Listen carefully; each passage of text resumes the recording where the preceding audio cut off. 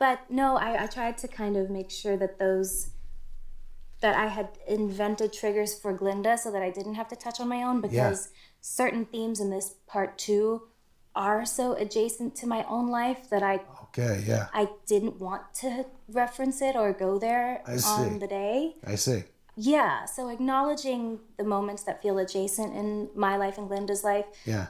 before I got there felt Yeah. really helpful so that I That's could great. acknowledge the connection and then throw it away and And you invent have this written Glinda's. out, notes, Yeah. notes. So it's great to hear Ariana talk so candidly about her process. I'd like to get into this because there often is a want for drama teachers and acting coaches to ask actors to dig into their past and often dig into trauma, which is something that I don't agree with. But more to the point, I want to address the kind of method stance about actors. Sometimes there is a pressure for actors to push more to weight because there is this kind of respect and there is a culture of, oh, the method actors are the best. But in reality, method doesn't work.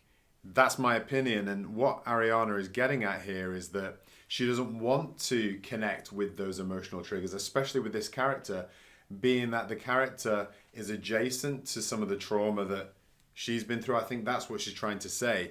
But in reality, when you're on set, if you as an actor start digging into your past trauma, then you will be completely emotional spent after a few takes.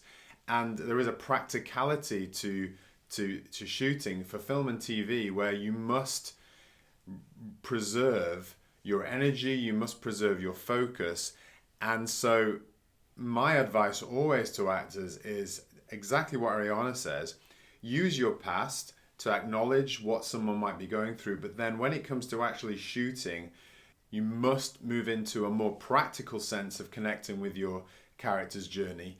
So you have the ability to do multiple takes and have the ability to access the emotion when it counts. It's really important to be practical especially when it comes to the emotional scenes.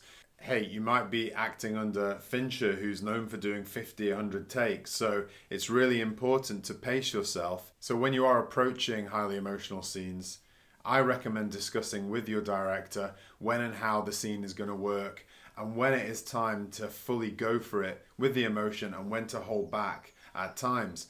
Filmmaking, acting, TV and film is often about the practicalities, and method doesn't always fit.